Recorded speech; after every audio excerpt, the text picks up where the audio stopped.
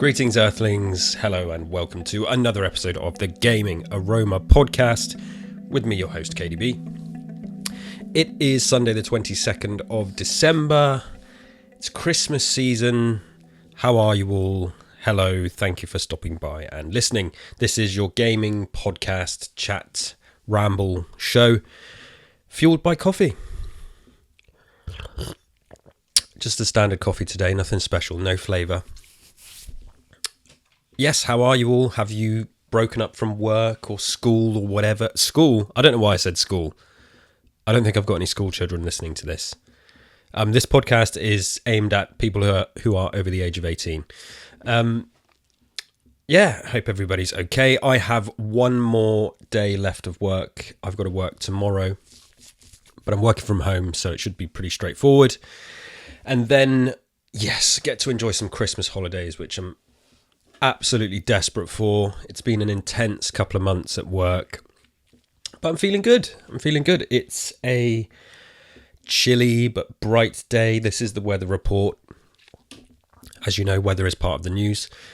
Yeah, it's a chilly but bright day here in the south of England. Everything's looking good, ready for Christmas, ready to get that final day of work out the way, and then I'm off until January the 6th, which is very exciting. So I'm going to get lots of time to chill with the family, eat, play games, watch movies, and then we are going away for a very short break in Devon for 3 nights with some friends. So looking forward to that. Hope your Christmas holiday is looking good, or non-holiday, or whatever it is you celebrate or don't celebrate this time of year. Good for you.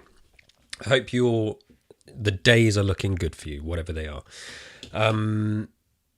So today, there's not loads of gaming news. And I think I mentioned this last week. I was planning on doing, basically, this is my Christmas episode of Gaming Aroma. And then I'm doing a New Year episode as well. And because there's not a great deal of news, what I'm going to do instead is just kind of talk about some Christmassy related video game stuff, specifically video games set at Christmas and some of my favourites and what that means, which I will get to. But I am going to open this week's episode with a bit of cross-medium chat. And that is because I'm fresh off a movie viewing of Sonic the Hedgehog 3. Now, I believe I have leeway to talk about this on this show because, of course, Sonic the Hedgehog is a video game. And this is a movie based on a video game. So I thought, because there's no news and it's fresh in my mind and I wanted to talk about it, I wanted to say a few things. I thought, it's my excuse to kind of do my movie podcast section on my video game chat podcast. So that's what I'm going to do. And also, it was a very emotional time. Those of you who follow me on social media will see I made a post about the local Cineworld, which is closing down. And that's really, really shit. And I'm just going to kind of reiterate my thoughts here first and get that out of the way. So Cineworld, like sort of many cinema companies, cinema chains are struggling these days. Cineworld, I think, is doing particularly not well and is closing down lots of cinemas around the UK. And unfortunately, my hometown cinema confirmed last week, or a couple of weeks ago, maybe, that, or the end of November, that it was closing down at the end of December. Now, this Cineworld has been open for 25 years. It opened in 1999. My hometown where I live, I've lived here most of my life. I've been around and I lived in Bristol for a while as well, but this is my hometown and this is my hometown cinema. And the news, when that news broke, I'm actually it really caught me off guard how much it affected me. Now, I've seen a lot of people online, particularly locally, like Facebook in particular is horrible for local, comments and local people just making stupid comments on Facebook. When this news was announced, everyone suddenly is an expert on the film industry and on the cinema industry, the business model of a cinema. And so lots of people were almost celebrating the closure. Lots of people were like, of course, very upset, like, oh, this is terrible, it's bad for the town and stuff. I use it all the time, blah, blah, blah. But there's just these weird people online that are like, well, what do they expect when streaming is so popular and their prices are so big and stuff and so high? And it's just like, I think cinema prices kind of are expensive, but they're one of the things that I think has grown the least in price of lots of stuff that we do and spend our money on. And there's reasons why different cinemas have different ticket prices and stuff like that, which I'm not going to get into today. But basically, I just saw like really weird opinions from people that live in my town about the closure of this cinema, whereas I look at this cinema, it doesn't matter that it's Cineworld, it could have been any chain. The chain is kind of irrelevant to me. But the fact is, this has been a cinema that's been in my town for basically my entire life, most of my life. And the fact that it's closing down is not only a huge loss to the town. For me, it's just a dark day for cinemas in general. I think people take cinemas for granted, and I don't like this idea that in the future they are potentially going to not exist. I think they probably for a long time will exist in a certain way. I don't know. It's very sad to me to think that, you know, my son might grow up in a world where going to the cinema is considered like a niche event. There's something quite nice and quaint about like a niche cinema and boutique cinemas and stuff, but I'm not really talking about that. I just mean, I think you can't beat the cinema experience. You just can't beat it. You'll see films in the cinema that you will enjoy them more than you would when you watch them at home. And I don't care how big your TV screen is. I don't care how good your sound system is at home. Nothing can beat the cinema experience. And to me, it's sad that that is going away. Like, deeply sad. It's a thing that has been around for over 100 years. It is like every culture across the world gets it and kind of comes together. They're effectively like, this maybe sounds hyperbolic. They're like churches. They are. I kind of see them as churches. It's that type of thing, bringing the community together for a certain thing. And it's different to like a music gig, and it's different, you know, a concert. It's different to theatre. Something about cinema, yeah, you cannot replicate it at home. And the idea that this experience is going away is very sad to me. So it's sad when any cinema closes, but to see this one close in my hometown has deeply affected me. And I don't mind being kind of open and honest about it. I did like a sappy post online where I said about how like the memories I've made and the experiences I've had at that cinema cannot be understated. Like, they're so pivotal. Like, I think about the films that I've seen that increased my love for the medium, that, you know, I wanted to be a filmmaker. I wanted to work in the film industry. I did go on to work in like adjacent industries and stuff like that as I got older. I was studying media production and studying film studies and going to watch movies religiously with my college buddies and my uni buddies. You know, friends, girlfriends. It's just, it's incredibly depressing that it's closing down, because so many happy moments in my life have taken place in that building. And from what I understand, it's not being taken over by another cinema. It's a Cineworld thing where, you know, this is happening to lots of their cinemas where they're unable to renegotiate their contracts with the buildings. So probably what's going to happen is it's just going to get torn out, and there's going to be some flats or a hotel or another shop put there. And I hate to be not snobby, but like, if like another shop, like if a clothes shop closed down in town, I care a lot less. It's very easy to replace a clothes shop. A cinema and certainly a 9-screen multiplex comes with infrastructure and equipment and materials that you can't just replace them easily. And the fact that that's all just going to get binned off is, yeah, it's incredibly horrible. Like, cinemas are a part of our culture that, as I say, people I think in recent years have taken for granted. They will fucking miss them when they're gone. Maybe they won't. Maybe kids today don't really get. That's bollocks, because my kid cares. He loves going to the cinema. But there are people that I think are that do take it for granted, like those idiots that post on Facebook and don't seem to realize what they have. And yeah, it's just, I'm really affected by it. And as you can tell, I don't know if I'm coming off as like a weirdo, but yeah, when you think about what a cinema means and the experiences you have there, it cannot be replicated. And it's like, yeah, there's a cinema like one of the next towns across from me. I don't care. I don't care about that. This was easy for me to go to. They validated your parking after 5:30 as well, which is quite good. So you get free parking. And this one has been there for 25 years. And as I say, it's sentimental to me. Yeah, I hate that it's closing down. And I'd love to, like, I've sort of joked about a film podcast, like, just brace yourselves that there's going to be one coming in 2025 from me, and I'm possibly going to have some other people involved. And we'll probably talk about it at length on something like that in the future. But yeah, protect your cinemas, appreciate your cinemas, go to them.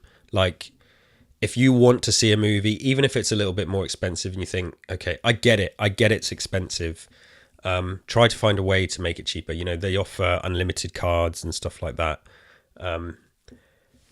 I'm a firm believer in paying for things that you want. And okay, if people can't afford it, to be honest, I can't really afford it. Like going to the cinema yesterday to see Sonic 3 for 3 tickets at 10 o'clock in the morning cost £27. And that's before you've driven there, paid your parking, bought any snacks as well. You know, you're looking at a 50 quid trip. And when I add it all up, in my head, do I feel it was worth it? Yeah, I feel it was worth every penny. I would like it to be cheaper. It used to be a little bit cheaper. They do offers. There are screenings you can go to which are cheaper.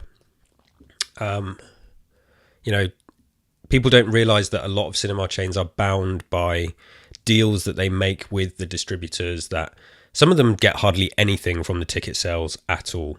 They will up the ticket prices so they can, you know, their take home from the tickets is slightly bigger, but they still got to run the cinema. And this is why the popcorn and food is so expensive. Like, I get it. It is expensive and it is massively overpriced, but that's where they make their money for the most part, is on the sweets and the popcorn. They don't really make any money on the tickets. They might, in a good deal, they'll get 50% on the tickets. That's like an incredibly good deal. But then you think of distributors like Marvel, like, you've got to beg Marvel to put their film in your cinema, and they will, because they know that everyone's just going to go see it where it is. So Marvel can be a bit more cheeky with their takings, I suppose, and the deals they make with the cinemas. But yeah, I'd love to talk about it in depth in future, maybe with someone that knows even more than me. Like, I'm very much like, I don't know everything. I don't know everything about how it works. I feel like I'm clued up more than some people. But maybe speaking to somebody that's actually worked properly in the cinema industry and with that model, that'd be great to do. So yeah, very sad that the cinema's closing down. Yeah, thanks for all the memories, Cineworld. But on the bright side, as I mentioned, we did see Sonic 3. So Sonic 3 is going to be the last movie that I see in the cinema. And Sonic 3 was awesome. I was going to say I'm a huge Sonic fan. Like, obviously, I grew up being a massive Sonic fan. Less so these days. I'm very nostalgic for the character up to about the year 2000. Since then, not, less so. The first 2 movies I thought were pretty bad. They had moments of kind of just weirdness and quirkiness that I did quite enjoy, and I think that was mostly down to Jim Carrey. And you could see that the writers were trying to slip in a bit of, I don't know, they were trying to slip in something for the adults, but it was very few and far between. But I thought generally, as just movies, they were quite weak. I thought the main character, I thought Sonic himself as a character was pretty dumb and dumbed down, and it was very kiddified, like, absolutely aimed at children, which I completely get. But they were very successful. those first two films. I just personally didn't like them. I'm happy to watch a kids film because there's plenty of kids films that do stuff for adults as well. And now obviously I see a lot more kids films because of my young son.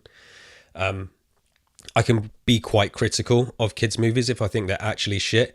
Whereas I look at something like the Mario Bros movie, which although very simplified in terms of its plot, I thought was much better than the Sonic movies because it did more for the adults to hang on to, mainly in terms of references and stuff like that.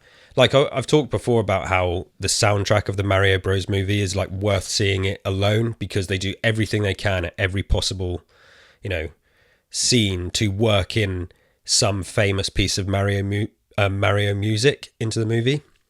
The first two Sonic movies didn't really do that. There was like one or two scenes where they'd have a little bit of a motif from the games, and I thought that was a massive wasted opportunity considering how popular and famous a lot of the Sonic themes are.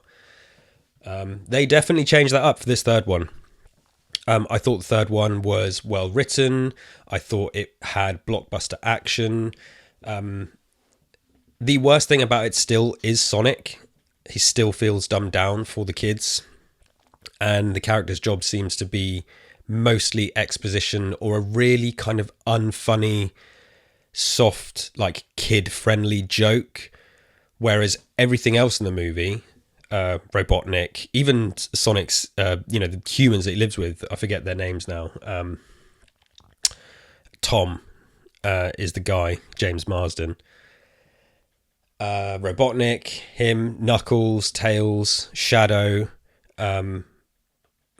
Agent Stone, like they're all doing stuff that the adults can kind of hang on to. But I think the film is written better. I think Shadow's arc is like as good as you'll find in any kids movie. It's really strong. He's a really strong character. Keanu Reeves kind of nailed the performance, and there's obviously the meme about Shadow being edgy, and that's true here. I think that those first two films were absolutely missing any kind of edge whatsoever, and this film gets its edge with a character like Shadow. I thought it was so good. Then the comedy wise, it's so hilarious. There are every kind of 30 seconds, like it reminded me of like really classic comedy movies where they're trying to put a joke in like every 30 seconds, and some of them don't land, mainly the ones that Sonic tries to make. But all the other ones do, particularly the stuff with Robotnik and Agent Stone. Knuckles is really funny in this. And I think in the second one, he was kind of a wasted character. I haven't seen that Knuckles TV series yet. I thought the trailer looked okay, but I am intrigued to see that. Really good, just like blockbuster action. Reminded me a bit like a Fast and the Furious movie, maybe a bit kind of, reined in. They just really seem to push the boat out, and it feels like that there was more in this for the grown-ups to latch onto, either just being as a grown-up or as an adult Sonic fan. So that was really, really good to see. Highly recommend it, especially if you got wee ones that you can take to cinema to see as well. The film is doing incredibly well. Like, it's been reviewed well and kind of rated well. Like, what's it got? I did have a page open here. 86% on Rotten Tomatoes, 98% audience meter, which kind of, that tells you that's pretty solid. Aggregate sites can be weird, but that's very solid. It is doing incredibly well at the box office. It is wiping the floor with that horrible looking Mufasa movie. God's sake, like that Lion King one, that quote unquote live action Lion King. It's not live action because all the animals are CG. That made loads of money, even though it's god awful and horrific and soulless and lifeless. I'm quite good at, like, when I don't like something, I don't go on rants about it. Like a movie or a game or something, I won't just slate everything I can about it. I won't bother wasting my time. I might say I don't like it or it's not for me, but yeah, that Lion King movie was so bad for a thousand different reasons. And if you can't see those reasons, then to be honest, I think I'm probably going to waste my breath trying to explain them to you. But yeah, the Mufasa one looked worse. So it's good to see that it's been beaten by what I felt was actually a really good family movie. And a great way to kick off the Christmas holidays. So yeah, well done to Sonic. It's taken them 3 films to get there for me, which is, they felt rushed. They felt very, I said in my Letterboxd review, they felt very timid, which is a good way to describe Sonic 1 and 2. This feels a bit more off the leash. Jim Carrey is on incredibly stunning form. It's top tier Jim Carrey. He's playing 2 characters, two Robotnik family members. He is so good, and they lean into the craziness of his, his sort of slapstickness and his absurdity. So yeah, and I just think it really works in lots of different ways. There's lots in there for fans of the games. Like, I'm not really a huge Sonic Adventure or Sonic Adventure 2 fan, but this is Sonic Adventure 2 all over it. And then there's some kind of OG references in there as well. So really, really good. I gave it 4 out of 5 on my Letterboxd review. Absolutely loved it. And there's definitely going to be more of them, because I won't spoil it, but there is a mid-credit scene and a post-credit scene. They are definitely not done with these films. So whether you want them or not, there's more coming. Apparently they have actually greenlit Sonic 4. I think I read that the other day. So yeah, success or not, it's happening. Right, so movie talk is out the way. As I mentioned, it is Christmas. Did you know it's Christmas? Did you know it's Christmas time once more? And I wanted to talk about some Christmas video games. There are lots of video games out there that are set at Christmas. I have a list here. So I was thinking about this, and I asked a few people as well that I knew, what games do you think about at Christmas? What games do you like that are set at Christmas? But just by Googling it, it brings up when you Google video games set at Christmas, Google gives you this list, and some of them I know are not set at Christmas, but it just it says that they're video games to play at Christmas. Obviously, it's pulling this information from articles and stuff written. There's a few Reddit threads about it as well. So I wanted to go through some of them and talk about ones that I have played and what I think about them. And funnily enough, right at the top of this list is a game that I replayed this year as part of my finish as many games as possible in 2024. And this, as I say, I replayed. This is a game I played before. What I feel is often overlooked, often underrated. And that game is Batman Arkham Origins, which is the prequel. It was the 3rd game in the Arkham series, but it's a prequel. It came out after Arkham City in 2013. It was developed by WB Games Montreal and not actually Rocksteady. I think Rocksteady helped or produced it, and they gave some input and stuff like that. But this is a game that is fully set at Christmas. Gotham, it's snowing. Loads of Gotham is covered in snow and Christmas lights. The storyline takes place at Christmas. The soundtrack has very Burton-esque movie nods, and of course, which one of the Burton movies is set at Christmas? It might be Batman Returns. I can't remember off the top of my head, but the soundtrack has Christmas bells in it, but also Batman motifs. It's so good, and this game is awesome. As I said, it's overlooked because it's a prequel, because I suppose it's missing Mark Hamill and Kevin Conroy. I think Troy Baker does the voice of the Joker in this game. Let me check. Roger Craig Smith and Troy Baker do the younger versions of Batman and the Joker.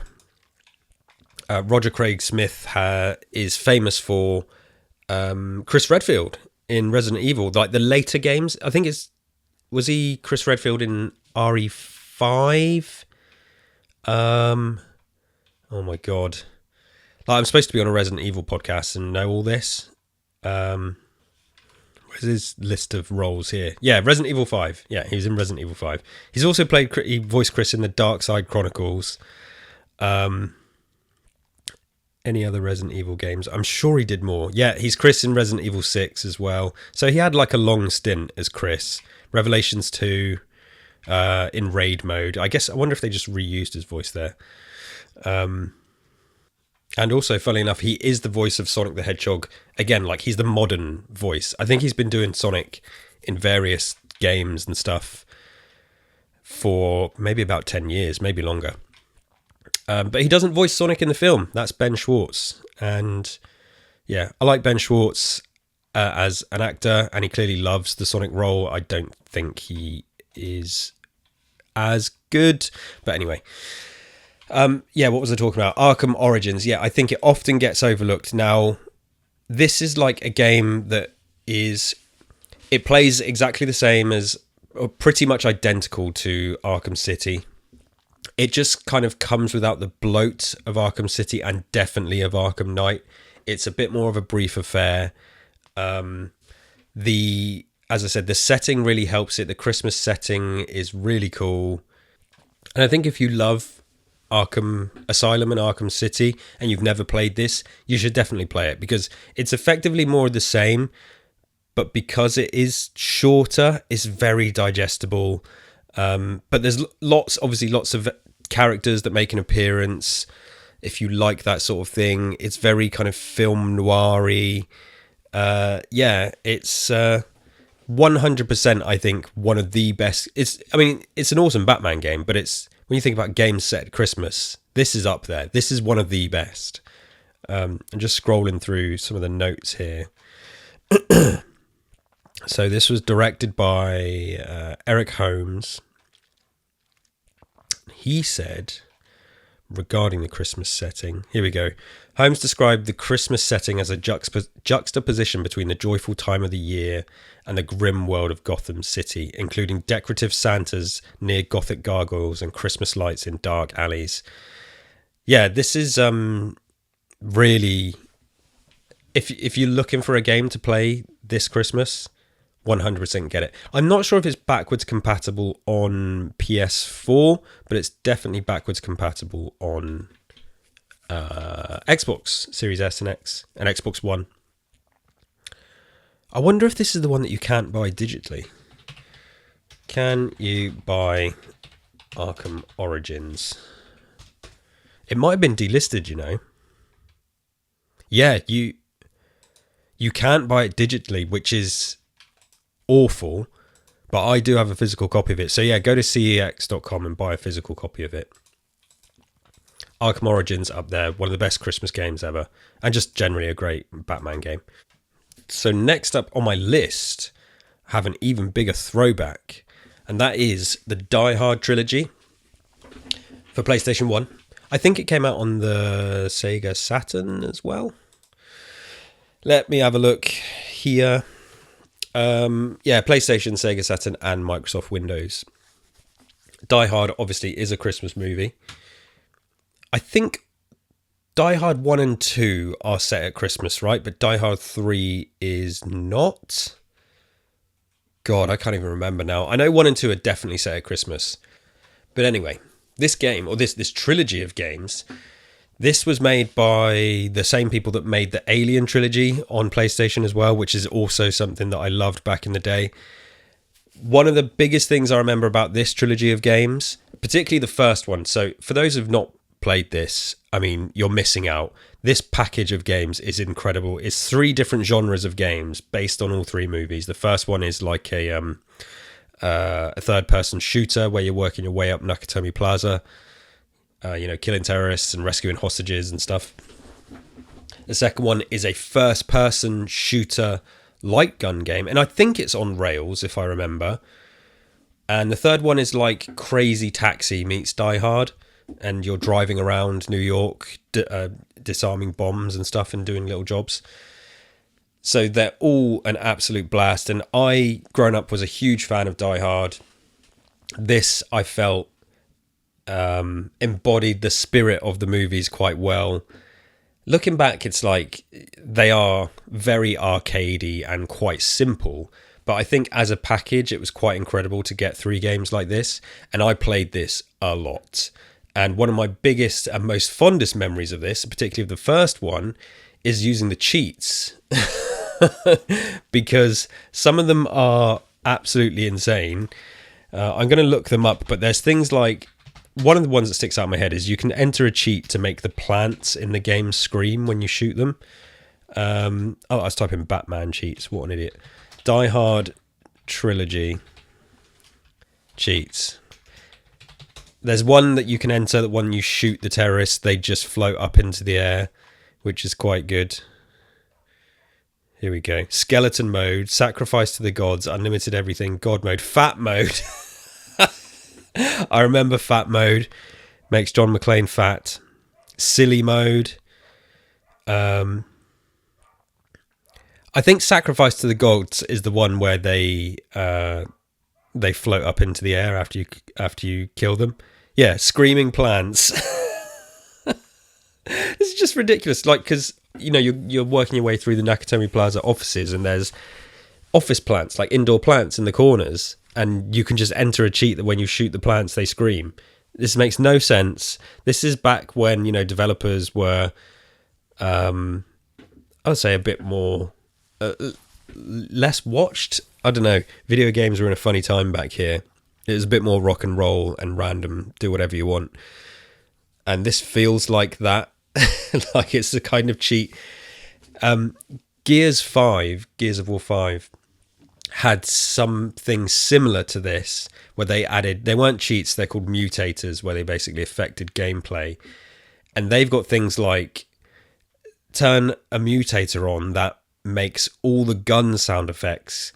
Instead of being the actual sound effects of guns, it's people making the sounds with their voice, like going ba ba ba ba ba ba ba and shit like that, which sounds like stupid. Why would you do that? But it's fucking hilarious. So yeah. Die Hard trilogy of games. What's this? I know what I wanted to do on this episode, which I haven't done for Arkham Origins. Arkham Origins Metacritic. I wanted to look at their Metacritic scores as well.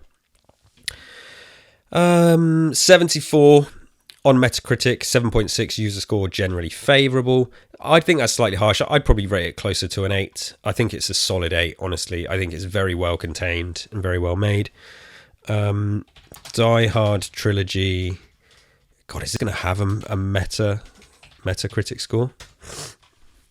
Die Hard Trilogy. Whoops. It just has a user score because it doesn't have it's not been officially reviewed because it's so old. But the user score is 7.4, which again, I think maybe that's fine. Like again, 7 is good. If you look at some of the users here, 8, 9, a low one is a 5, but yeah. Diverse trilogy of games with different genres. I remember playing the second one as well. I played mostly with a light gun. We had a light gun at the time, and it's one of the few games on PlayStation I actually did play with a light gun, because there was quite a few. Shout out to Resident Evil Survivor. But this one, I played loads. And if Ryan's listening to this, my pal Ryan, he definitely played this loads as well. He's a big Die Hard fan. I think he thought he was John McClane growing up. He definitely looks a bit like Bruce Willis these days. I'm seeing him later, actually, as I record this. I'll let him hear this for himself. Won't spoil the surprise. So yeah, Die Hard Trilogy, fantastic classic game set at Christmas. There's a few more here on the list that I haven't played. Apparently, the recent Spider-Man game on PlayStation, the Miles Morales Expand Alone, that's apparently set at Christmas. Dead Rising 4 is apparently set at Christmas. I've never played Dead Rising 4. It's got Batman Returns on here. So yeah, the film is set at Christmas, and then obviously the game of the film is also set at Christmas. It has the original, I think there's only been one, Home Alone game, which I definitely played on the Mega Drive. And this is one of those things where I think this game is probably bad. I'm just going to click this video to watch footage of it. Yeah, so you would go around the house and set traps. I remember having to avoid the spiders as well, but you'd collect things that I guess you were supposed to be setting traps with, like rope and hair dryers and I guess spanners and things like that. And you had to stop flooding, I think, in the house. And the wet bandits would like walk up to you, and if they picked you up and caught you, they would hang you on a hook on the wall. Here we go. Yeah, it's just doing it on the video now, and you'd have to kick your legs and jump off. And yeah, you'd have to dodge the spiders. You'd shoot them with a catapult, which was quite good.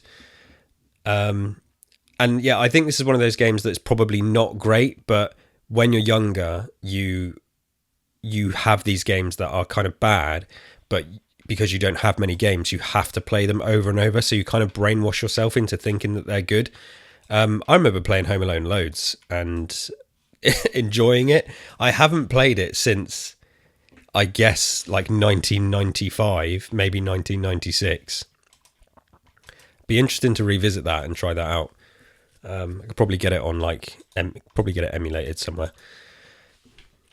I'm thinking of actually a game that isn't on this list, but I thought was a Christmas game, and that's a game I played this year, which was South Park Snow Day. I don't know if I'm imagining it. I asked Eric, aka Sulio, my co-host from Tapes from the Wastes. I asked him about Christmas games. Did he say? Yeah, the recent South Park game. Yeah, maybe it is set at Christmas then. I played that this year. That South Park Snow Day game was a game that was full of great ideas. It just didn't do enough. It was only like 25 quid to buy, which was insanely cheap. And I thought for 25 quid, what you actually ended up with, it's basically like a roguelike card builder, real-time strategy game. And you explore South Park during a snow day. It's 3D style, and it's not the same as Stick of Truth and Fractured Butthole. I'm sure that game is set at Christmas, and if it is, that definitely qualifies for today. And it's a game I played this year. It's a game I thought was solid. It was just too brief. It felt like a part one, and I think they had actually always intended to launch this and then follow up with like subsequent content, and I just don't think they have. And maybe that's how they got away with the cheap launch price. Like, they didn't want to make it free to play, and so they charged just a little bit of money.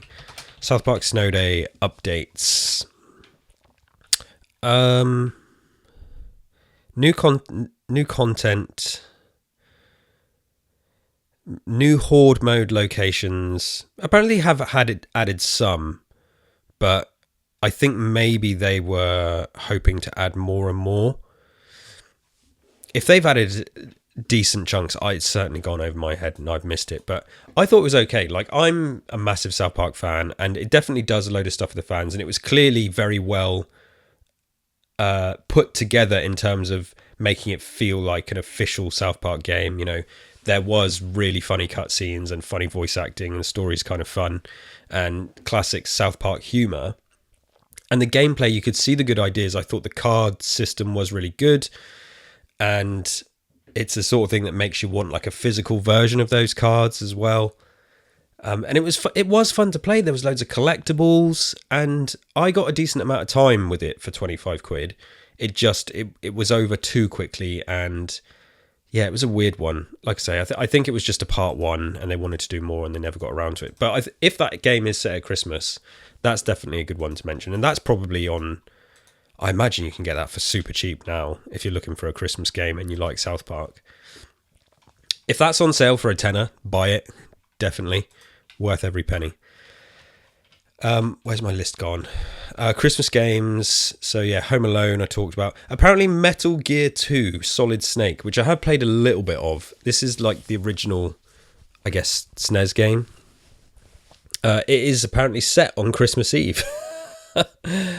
This was the one that was never originally available outside of Japan, but has since been playable on like the HD collection and re-releases and stuff. Plot. Set on Christmas Eve, Snake sneaks into Zanzibar land to rescue a kidnapped scientist and destroy a walking nuclear tank. There's no mention of delivering presents, but saving the world once again surely counts as Christmassy behaviour. I'm just going to click this video here of it. Is this the one I played? Skip through the intro. Oh my god, this is like 5-minute long intro. Yeah, I've definitely played this for a bit. I've never finished it. They're notoriously hard, those original Metal Gear games. What else do we have?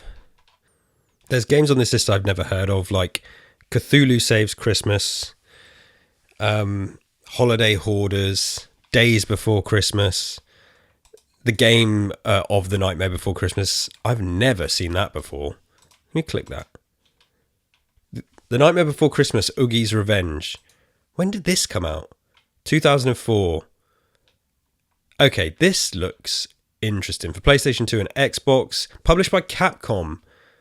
Developed by Capcom as well. That's funny. It's like Capcom going back into the license games that they were, they kind of made their name on. The game received a score on Metacritic. I realise I've just binned off the Metacritic score stuff. 65 out of 100. Not good. The Times gave it 5 stars. This adventure looks great. Its landscape dominated by crooked buildings and brooding grey skies. Navigating Jack is simple and the characters are well realised. A perfect children's game. Okay. It's an action-adventure game for PlayStation 2 and Xbox, based on the 1993 film. Set 1 year after the film, the game follows Jack Skellington as he attempts to defeat a resurrected Oogie Boogie and reclaim Halloween Town from him. I'm intrigued about this. My kid loves Nightmare Before. I like Nightmare Before Christmas as well. My kid loves it. Let's have it. I wonder if this is going to be one of these ones that's stupidly rare and really high price. CX. If this is cheap, I might pick it up because I've got the PS2. I was going to talk about this in a minute, but I've got the PS2 set up downstairs to my TV. I usually have it set up next to with my CRT because obviously that's the best place to play PS2 games. But at the moment I've got it set up downstairs because I was playing a game that I picked up this week, which I will get to. Nightmare. Why is this not? Nightmare Before Christmas. CEX. What was it called? Oogie's Revenge. Nothing on CEX. Yeah, this is going to be one of those rare ones. eBay. We head to eBay. Nightmare Before Christmas. Oogie's Revenge.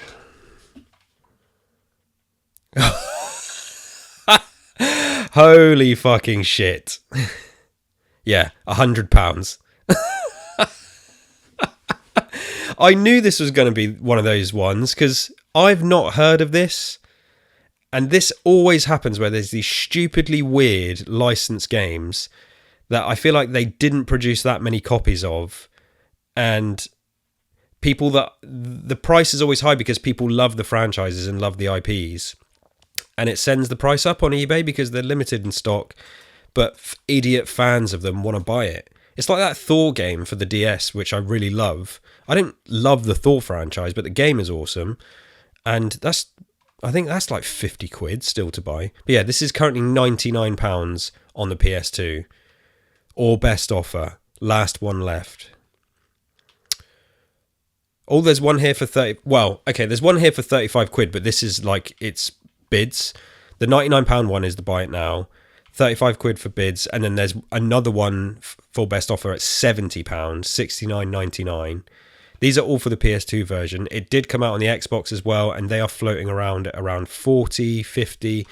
A sealed version of Nightmare Before Christmas, Oogie's Revenge on Sony PS2 is currently up for £149.99.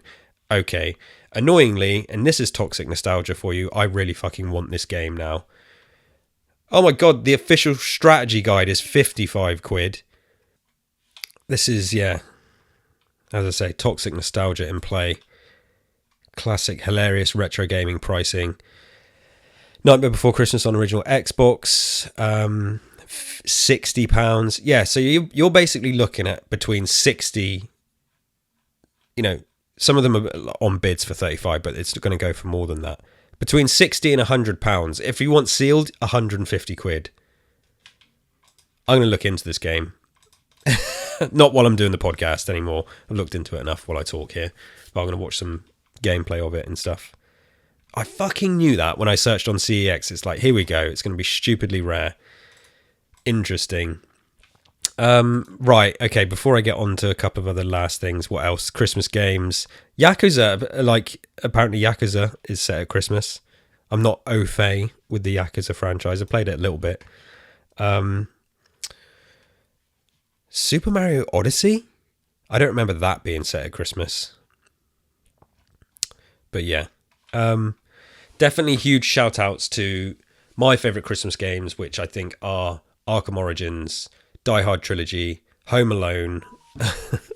What else did I mention? I'm sure there's something else in there. There's games that I like to play at Christmas. Skyrim, I like to play at Christmas a lot. The vibe of that game makes me like to... There's something about the cold vibe of Skyrim. I like to play at Christmas on my Switch. I play it on the Switch. I've said on this show before how I love to dig out the handhelds at Christmas, play the PSP and the DS. And they're not necessarily Christmas games, but just, games from my PSP and DS collection, because the TV is often occupied. So having a handheld to hand means you can get some gaming time in. Yeah, but what do you like to play at Christmas? Let me know in the comments on the podcast. Is there a Christmas set game that I've missed talking about today that you think should get its flowers? Let me know. I'd love to hear from you. Love to hear from you, everybody. I did say before I was going to set up an email address for this show. Still haven't done that, so I'll do that for 2025. Just bear with me. So that about does it for Christmas game chat. Quickly, before I sign up, what have I been playing? Something I've kind of alluded to already is earlier this week I went to take my son to get his hair cut, but the barbers were so incredibly busy, we turned around and walked out. So instead we went to CEX. He picked up a movie and I picked up a couple of PS2 games, and one of them was the original Spider-Man for PS2, which is not necessarily the best one. Spider-Man 2 is considered an absolute classic. But Spider-Man 1, and this is the licensed tie-in of the movies, the Sam Raimi movies that came out at the time. Spider-Man 1 was still very much loved, and I think, which is why they put so much effort into the second one, to take advantage of the popularity and take the games to the next level. But I saw it for a £5. I was like, I haven't played that probably since it came out. So I'm going to pick it up and revisit it because I love those original games. And a massive highlight of them is Bruce Campbell in the tutorial, which is something I remember loving at the time. The gameplay, I've played it for a bit. I'm not sure the gameplay holds up massively. It is good. It is really solid. It feels a bit clunky playing it today. But there's something about the awful performance from Tobey Maguire in the game, and there's really bad writing and really cringy, bits of written dialogue. Bruce Campbell is hilarious, but the Tobey Maguire and the other characters in the game, the FMV sequence is really bad as well. So this is one of those, not it's so bad, it's good, because the game is kind of well made. It's just the actual tie-in stuff to the movie is really rushed and badly done. But it's fun. It's really fun to play. So I picked up that, and I'm going to try and play through that a bit more. As I mentioned, my PS2 is hooked up to my TV downstairs, so we got some more retro gaming time on the go over the Christmas holidays. I also bought like a movie and TV film. It's downstairs. I don't have it to hand, but PlayStation did this loads where they brought out like quiz games because they knew that PS2s were like the center of people's living rooms. So they brought out a lot of game shows and trivia games and stuff for families to play.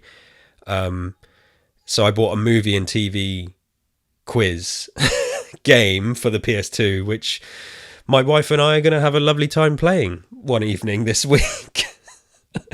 I have no idea how good, if it's good at all, if it's shit.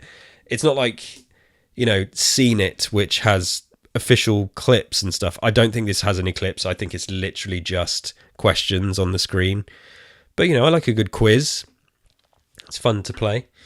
So I'm going to be playing that. And we'll definitely make another trip to CEX at some point to grab a few more retro things.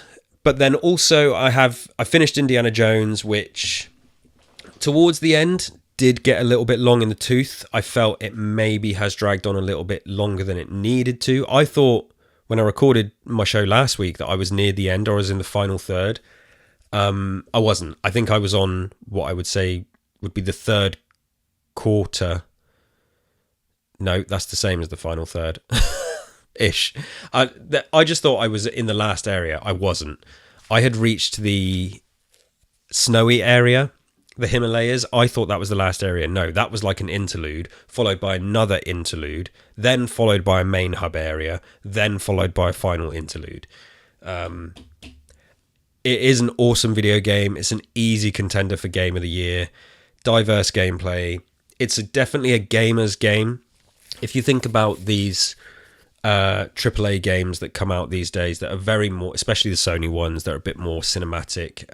This is cinematic in the cutscenes and stuff, but this has got this feels like it could have been an Xbox 360 or a PS3 game. It feels a bit more gamery, a bit not ropey, because it is for the most part very well polished. It's just got sensibilities that you don't really see in modern AAA games that try to do more of what the Sony third person stuff is doing. This is Machine Games, id Tech at its best. It's got all the heart of Indiana Jones. It's got all the heart of OG, throwback sort of Wolfenstein and stuff, and all the ImSim stuff of Dishonored, and which I've not played, but that's what people tell me. I've seen it in action. I've just not played it. I don't think this is as immersive sim heavy as Dishonored. And that's maybe what some people have criticised it for. They don't think the combat's as good, which I sort of get, but I didn't really need it to be better than what it is. I just love throwing things at people's heads, grabbing them, punching them in the face, using my whip, barely using the weapons at all, the guns. But I finished it up. There's definitely collectibles and a couple of side little mysteries I need to do. Whether I will do them all, I'm not sure, because I have heard that a couple of them are bugged, and I'm going to get really pissed off if I put time into it and the quests don't finish or the achievements don't pop. So I'm probably going to play it a little bit more, but I do really want to move on to some other things like, this week, as I mentioned, I'm going to be playing my handhelds and retro games. But I did want to return to Alien Dark Descent, which I touched on for a bit, and very possibly Stalker 2, although I'm understanding that the time sync for that is probably going to be something that I don't have, because I'm going to be spending some time also doing podcasts this week. I've got to do stuff for Starfield Sandwich. I've got to do stuff for Tapes from the Wastes. Possibly a 2 Carrots special, we will see. And I finally have a date with David and Alex for the 5th of January where we're going to record our return to Gears Intel, which I cannot wait for. Which does remind me, I need to get my running order over to them. So it's going to be a relaxing Christmas holiday, but it's also going to be busy with podcasting and gaming. And I'm going to wrap it up here because I've abandoned my family for long enough today. Got a few other things to do. Thank you for joining me for my Christmas special. So coming up next week for New Year's will be my New Year's special / Games of the Year for 2024. Where I'm going to talk about my gaming highlights for 2024. And also, I have roped in a few special guests. And although they won't be joining me live, I will have effectively a call-in segment for a few people who are going to be talking about their games of the year as well. So do look forward to that. And I mean, if you're listening to this show and you want to be part of that episode, you've got until the 29th of December to send me a segment of your talking about your games of the year. Game or games of the year. No pressure, no obligation, but the opportunity is there if you want to take part. And that's going to do it. So enjoy your Christmas. Have a lovely few days off if you're lucky enough to have time off at this time of year. And let me know what you think of this episode. Give me a rating, give me a review, bump up the numbers, leave a comment on Spotify or on YouTube, and we will press on towards 2025. Till next time, stay safe, take it easy. Bye, bye, bye, bye, bye, bye.